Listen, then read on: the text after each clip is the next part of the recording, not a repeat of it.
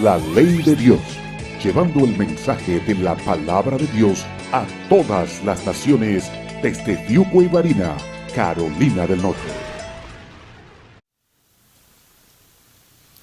Cuando lo haya encontrado se puede poner de pie y leeríamos entonces Lucas 24 del 3 al 27 y el tema o título es Insensatos y tardos para creer. Dice así la palabra del Señor. Y he aquí, 2 de ellos iban el mismo día a una aldea llamada Emaús, que estaba a 60 estadios de Jerusalén, e iban hablando entre sí de todas aquellas cosas que habían acontecido. Sucedió que mientras hablaban y discutían entre sí, Jesús mismo se acercó y caminaba con ellos, mas los ojos de ellos estaban velados para que no le conociesen. Les dijo: ¿qué pláticas son estas que tenéis entre vosotros mientras camináis? ¿Y por qué estáis tristes? Respondiendo uno de ellos, que se llamaba Cleofas, le dijo: ¿eres tú el único forastero en Jerusalén que no has sabido las cosas que en ella han acontecido en estos días? Entonces él les dijo: ¿qué cosas? Y ellos le dijeron: de Jesús Nazareno, que fue varón profeta, poderoso en obra y en palabra delante de Dios y de todo el pueblo. Y cómo le entregaron los principales sacerdotes y nuestros gobernantes a sentencia de muerte y le crucificaron. Pero nosotros esperábamos que Él era el que había de redimir a Israel. Y ahora, además de todo esto, hoy es ya el 3er día que esto ha acontecido. Aunque también nos han asombrado unas mujeres de entre nosotros, las que antes del día fueron al sepulcro. Y como no lo hallaron su cuerpo, vinieron diciendo que también habían visto visión de ángeles, quienes dijeron que Él vive. Y fueron algunos de nuestros al sepulcro y hallaron así como las mujeres habían dicho, pero a Él no le vieron. Entonces Él les dijo: oh insensatos y tardos de corazón, para creer todo lo que los profetas han dicho. ¿No era necesario que el Cristo padeciera estas cosas y que entrara en su gloria? Y comenzando desde Moisés y siguiendo por todos los profetas, les declaraba en todas las Escrituras lo que de Él decían. Oremos. Padre mío, ante tu santa y divina presencia venimos una vez más. Queremos escuchar tu voz. Por eso te rogamos y te pedimos que nos hables a través de tu Santo y Divino Espíritu. Amén, Señor. Amén. Pueden tomar sus asientos, hermanos. Hermanos amados, decidí tomar este tema porque normalmente después del día de resurrección, después del domingo de resurrección, los pastores comienzan a predicar en cuanto a lo que ocurrió después de la resurrección. Y comienzan entonces a avanzar, incluso muchos de ellos por muchos días, avanzando en cuanto a lo que ocurrió con Jesús, con los discípulos, después que Él resucitó. Yo en este caso quise tomar el pasaje del camino a Emaús, donde se muestra que aquellos discípulos precisamente iban rumbo supuestamente a sus hogares. Algunos de ellos vivían en Emaús, pues iban para allá. Era el 3er día desde que había Cristo Jesús sido crucificado y ya había resucitado, pero ellos iban caminando para dejar atrás el pasado y ir a sus faenas, lo mismo que hizo Pedro, que fue a su faena de pescar peces. Por eso pongo aquí: en el mismo día de la resurrección, los discípulos iban caminando al pueblo de Emaús, que quedaba a unas 7 millas de Jerusalén. 7 millas es un aproximado de 1 hora y media, según algunos cálculos. 1 hora y media que ellos iban a tener que ir hacia su ciudad, pero no iban tranquilos. La palabra de Dios nos habla de que de alguna forma u otra, estos 2 discípulos iban confundidos por lo que había pasado.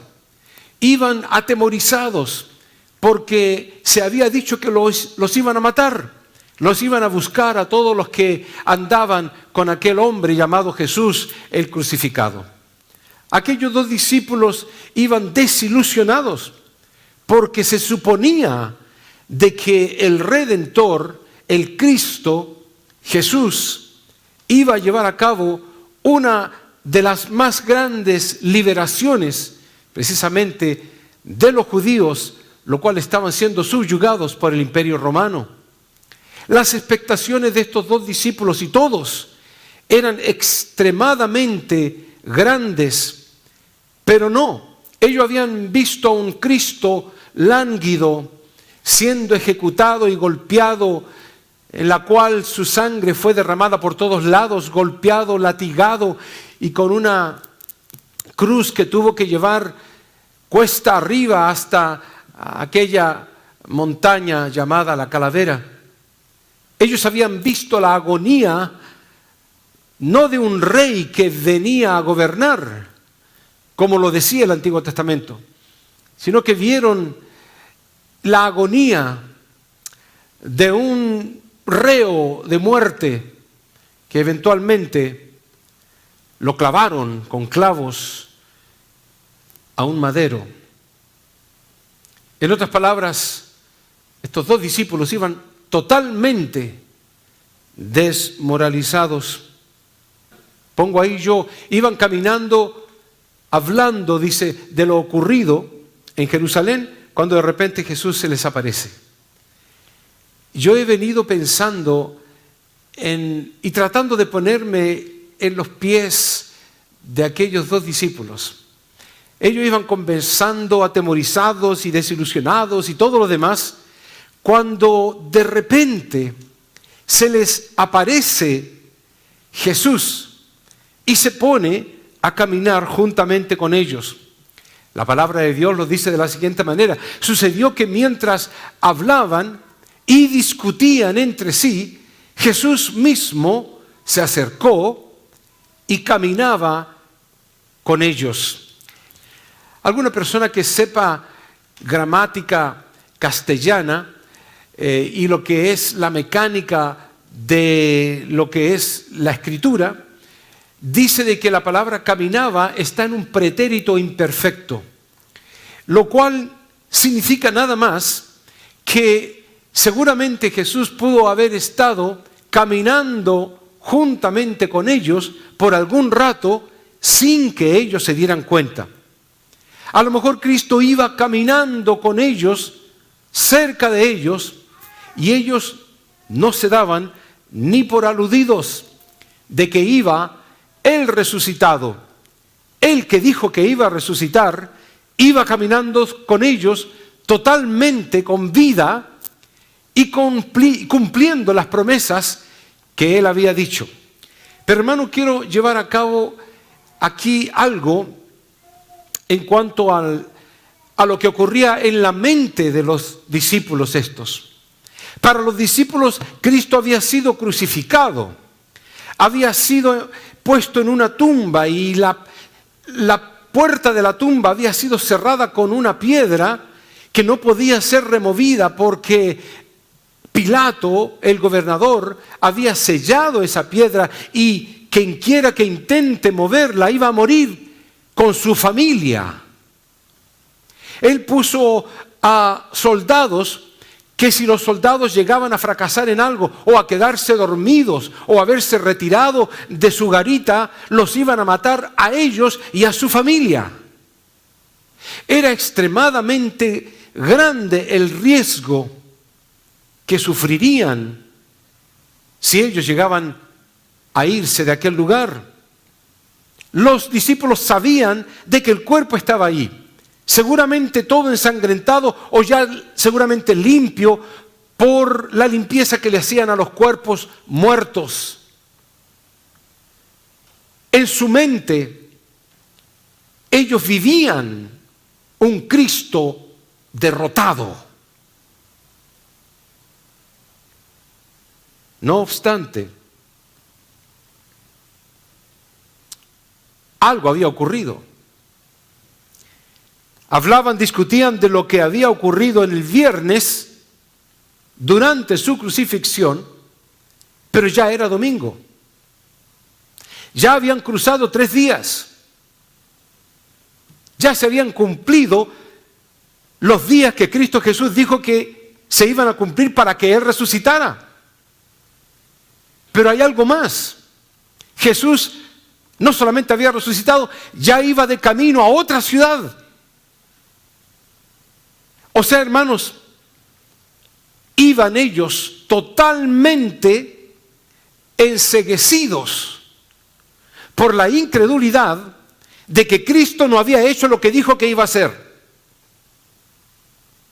Él esperaban entonces a un rey que arrasara con el imperio romano, y el que arrasó fue el imperio romano en Jesús. Y después de haber hecho el ridículo con el cuerpo de Jesús, mientras todas las mujeres lloraban y ellos también corriendo de miedo por todos lados, esperando seguramente que hasta el último momento que Cristo tuviera respiración, Él pudiera decir, aquí estoy. Pero nada de eso ocurrió. Y por eso que cuando Cristo Jesús se acerca a ellos, incluso al hablarle a ellos, no lo reconocían todavía porque la mente de ellos estaba fijada en un Cristo muerto. No se daban cuenta que Jesús iba caminando con ellos hasta que Jesús habló. Y ni aún así, porque Jesús, dice la Escritura que le dijo, ¿qué pláticas son estas que tenéis entre vosotros mientras camináis? ¿Y por qué estáis tristes? Hermanos, la palabra del Señor dice de que uno de los dos se llamaba Cleofas. Y dice que él le da la respuesta a Jesús y le dice, ¿eres tú el único forastero en Jerusalén que no has sabido las cosas que en ella han acontecido en estos días? ¿Eres tú el único perdido aquí? ¿Es el único que está colgado y que no sabe lo que ha pasado? Pero interesantemente, hermanos, qué pregunta, ¿no? ¿Eres tú el que no sabe nada en comparación a toda la comarca? En realidad, Cristo Jesús era el único que sabía en detalle todo lo que había ocurrido. Era el único que sabía por qué ocurrió, cuál fue el motivo en que ocurrió esto y por qué tuvo que morir. Él sabía todo en detalle. Él sí podía explicarles a ellos el motivo muy claramente. Pero sabe, hermano, algo me llama la atención cuando leo este pasaje en el inglés. Porque el inglés no dice de que Cleofas respondió inmediatamente. En el inglés dice, and they stood still looking sad. Significa de que cuando Cristo Jesús le hizo la pregunta, ¿por qué estáis tristes? En el inglés dice que ellos se detuvieron. Aquellos 2 hombres que iban caminando se detuvieron y seguramente lo miraron atónitos, confundidos. En algunas versiones también lo dicen, y ellos se detuvieron con semblante triste. Otra versión dice, se detuvieron cabizbajos. El asunto es que iban avanzando y cuando Cristo les dice, ¿por qué ustedes están tristes?, detuvieron sus pasos. Seguramente analizando por qué nos hace esta pregunta. No sabe que ha muerto nuestro maestro, porque ya los identificaban a muchos de ellos, que eran los discípulos. ¿Por qué me preguntará esto este forastero? La respuesta de este hombre es de lamentar. Porque este hombre dice, nosotros esperábamos que Él era el que había de redimir a Israel. Y ahora, además de todo esto, hoy es ya el tercer día que esto ha acontecido. Noten ustedes, la pregunta de Cristo fue, ¿por qué estáis tristes? Y la respuesta de ellos fue, porque nosotros pensábamos que Él era, pero no es. Nosotros pensábamos que Él era el que creíamos, pero no fue, nos equivocamos. El concepto mentalmente fijo que tenían aquellos discípulos era de total incredulidad, viendo y estando frente al Cristo resucitado. Es sorprendente la forma en que los psicólogos explican este asunto, de que ellos tenían una mente, y así lo llaman, esa es la palabra que utilizan, una mente fijada, una mente que estaba dogmáticamente fijada en el hecho de que Cristo estaba muerto. Se le apareciera Cristo en gloria, no lo hubieran creído, aunque hubiera estado hablando con ellos de la misma forma en que comenzó Cristo Jesús a hablar. ¿Por qué? Porque las esperanzas de aquellos discípulos habían sido frustradas en la cruz del Calvario. Lo cual es una esperanza para nosotros. Para ellos fue una frustración de sus metas, de sus cometidos, de sus propósitos, de sus alcances, de sus logros. Porque la mira de ellos era en un hombre humano que iba a redimirlos, que iba a ser el caudillo y que iba a destruir a los romanos. Pero nosotros sabemos de que allí se culminó la victoria de nuestra salvación. Sabemos que Cristo Jesús expuso a los demonios, dice, fueron expuestos. Y Él puede decir las palabras, he completado la labor, tetelestai. He logrado llegar a la completud para la salvación de nuestras almas. Ellos, hermanos, pensaban que Él era, porque estaban pensando algo diferente a lo que nosotros debemos pensar. Ellos pensaban que era, pero no era. No organizó ninguna revolución, porque todo rey que viene a cambiar el status quo de la nación lleva a cabo una revolución. Cristo no se defendió cuando lo arrestaron, no bajó de la cruz cuando lo crucificaron, y ya ahora el tercer día y no ha pasado absolutamente nada todavía. No es.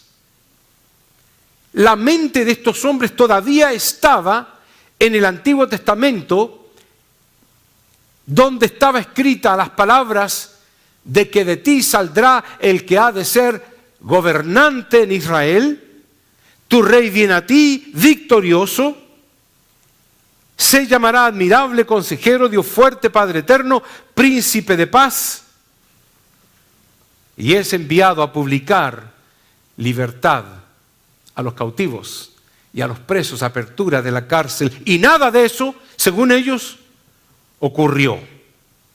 Nosotros esperábamos que Él era. Por eso, hermano, que las expectaciones de aquellos discípulos, y espero que no en las tuyas, en las expectaciones de esos discípulos, no existía que humillaran al supuesto rey Mesías. Menos que lo vayan a matar en una cruz de la forma cruel que fue muerto. Mucho menos que fuera a resucitar.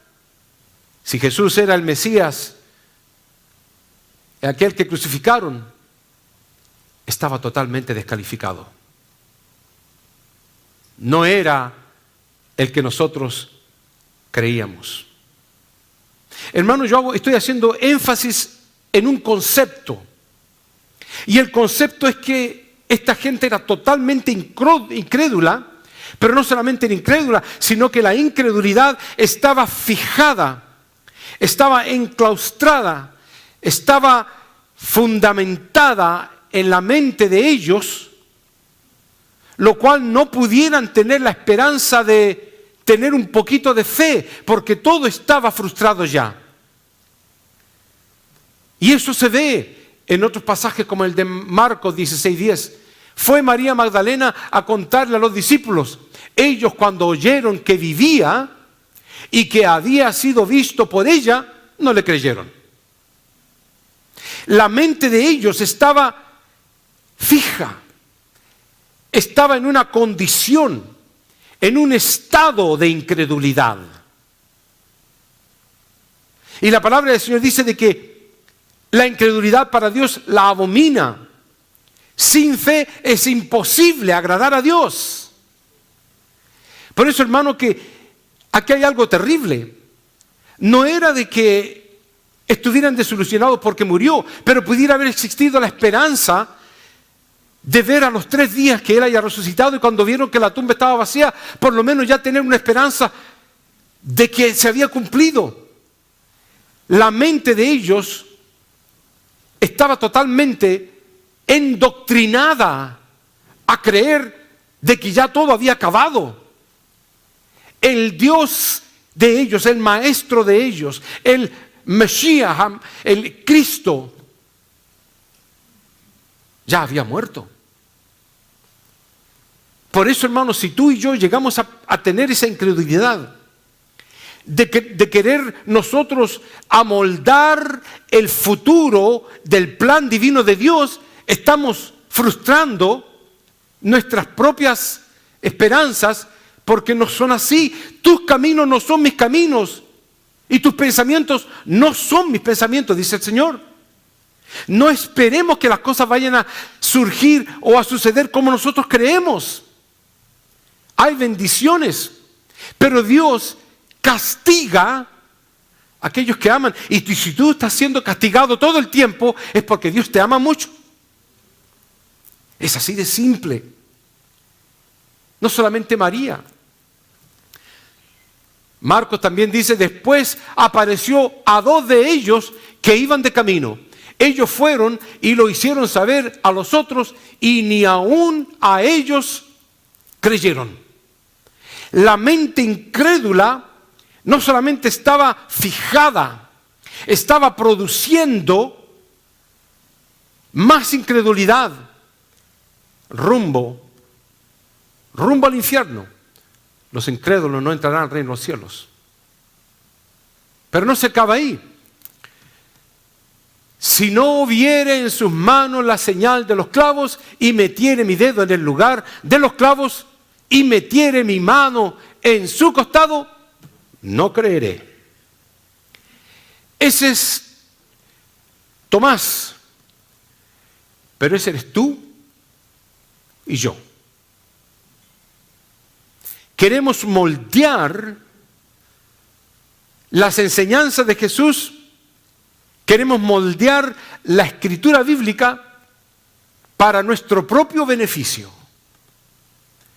Eso se llama meterle al pasaje bíblico mi propia idea, mi propio interés, y entonces lo interpreto según mi criterio personal, pecador, imperfecto, falible y todo lo demás. E interpreto la Biblia entonces de una forma errónea, equivocada, y peor, la enseño de esa forma. Y entonces es un ciego guiando a ciegos, y los dos caen en el hueco, dice la palabra de Dios. Por eso que cuando leemos la palabra de Dios es clara, y es una espada que corta por los 2 lados, dice la Biblia. Entonces, dice él, refiriéndose a Cristo Jesús, les dijo: oh insensatos. Wow. Mire, hermano, Cristo Jesús tenía el derecho de decirle eso a estos hombres. Eran 2 desconocidos. Pudiera haberle dicho: mira, recibe mis pésames, comparto tu dolor, Pero les dice, oh insensatos.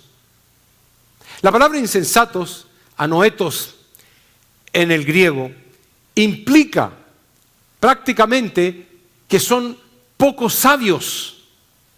Cristo les dijo, oh, pocos sabios. O les quiso decir, hombres sin sentido común. O quiso decirles, faltos de entendimiento. Ahora, vamos a intentar entender esto, hermanos. Porque Cristo Jesús le está diciendo insensatos, lo cual, cuando se lee esta palabra insensatos en el original, se entiende que tiene que ver con algo moral. El ser insensato tiene que ver con algo moral, algo no aceptable de parte de Dios. No le está diciendo de que son estúpidos. No le está diciendo de que no tienen capacidad de poder desarrollar su intelecto cognitivo. Le está diciendo que son insensatos, que están llevando a cabo algo que no debieran hacer o creer. En otras palabras, cuando le dice insensatos y tardos, le estaba diciendo que eran lentos e indecisos. ¿Pero para qué? ¿Para qué? Ustedes lo pueden leer ahí conmigo. Ustedes son insensatos y son tardos de corazón. ¿Para qué? Para creer. Aquí hay algo interesante, hermanos, porque, como pongo ahí, no era falta de evidencias. Había muchas evidencias. ¿Cuáles eran? Para empezar, la piedra estaba removida. Segundo, la tumba estaba vacía. Tercero, los ángeles habían confirmado de la resurrección de Jesús. Cuarto, las mujeres habían testificado que habían tenido una experiencia ocular con Cristo Jesús. Lo habían visto. Las evidencias sobraban, hermanos. No era asunto de evidencias, pero era asunto de credulidad, de creer. Ese era un asunto de creerle lo que Cristo Jesús había dicho. Y lo había repetido una y otra vez. Era asunto de creerle a las Escrituras, lo que estaban establecido y lo que las Escrituras decían concerniente al Cristo que iba a ser crucificado y que iba a resucitar al tercer día. Y todas las profecías que se cumplieron al pie de la letra. ¿Dónde estaba la credulidad de aquellos hombres? No tenían fe. Eran totalmente incrédulos. Por eso vuelvo y enfatizo de que Jesús no dijo insensatos y tardos en inteligencia. Seguramente eran muy inteligentes. Hombres capaces y competentes en su rubro. Jesús no dijo insensatos y tardos en desarrollo mental. O insensatos y tardos en capacidad cognitiva. Él les dijo claramente, insensatos y tardos para creer. Hermanos, yo quisiera que esto fuera para mí, y lo es. Yo quiero que esas palabras me golpeen el corazón y que Dios sí me llame la atención y me diga insensato y lo que Él quiera y tardo y me despierte con sus palabras, insensato y tardo para creer. ¿Qué más quiere que te demuestre? ¿Qué más quieres? Las evidencias sobran de que tenemos un Dios poderoso que nos ama, que nos cuida, que nos trajo de nuestros países para acá para poder comer queso, que es lo que más yo quería comer porque allá me era difícil. De vestirme como a lo mejor no hubiera podido vestirme allá, o de tener un aire acondicionado y todo lo demás. Los privilegios y no eso, porque esas son cosas materiales. Pero la salvación para alguien que no merece salvación. Que todos los santos días y santos minutos y segundos, si se quiere, peco contra Él. No es asunto de conocimiento académico, es asunto de creer lo que dice Dios. Ellos, hermanos, tenían que creer. No era que tenían que entender. ¿Sabe la diferencia? Ellos tenían que creer, no entender, porque conocían las Escrituras. Ellos estaban conscientes de las Escrituras. Y por eso Cristo Jesús le dice, ¿acaso no era necesario que el Cristo padeciera estas cosas y que entrara en su gloria? ¿Acaso no está escrito de esa forma? Ustedes lo saben. Por eso, repito, ellos estaban conscientes de las Escrituras y tenían conocimiento de las Escrituras. Y voy terminando con esta idea. Dice la palabra del Señor, y comenzando desde Moisés y siguiendo por todos los profetas, le declaraba en todas las Escrituras, Génesis, Éxodo, Levítico, Número, Deuteronomio, Josué, Jueces, todas las Escrituras, Cristo Jesús identificaba de que Él estaba en ellas. Comenzando desde Moisés y siguiendo por todos los profetas, les declaraba en todas las Escrituras lo que decían de Él. Cristo Jesús, hermanos, es la Biblia. Cristo Jesús es el Antiguo Testamento. Cristo Jesús es la profecía. El que lo cree tiene vida eterna. El que cree en Jesús, el que cree en la Biblia, el que cree en la palabra de Dios, tiene vida eterna. Yo lo creo con todo mi corazón. ¿Y tú?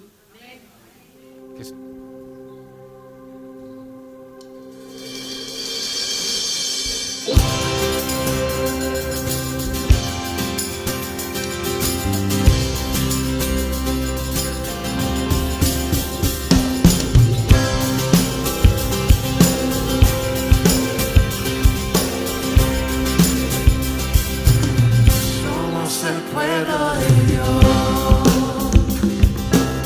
somos un pueblo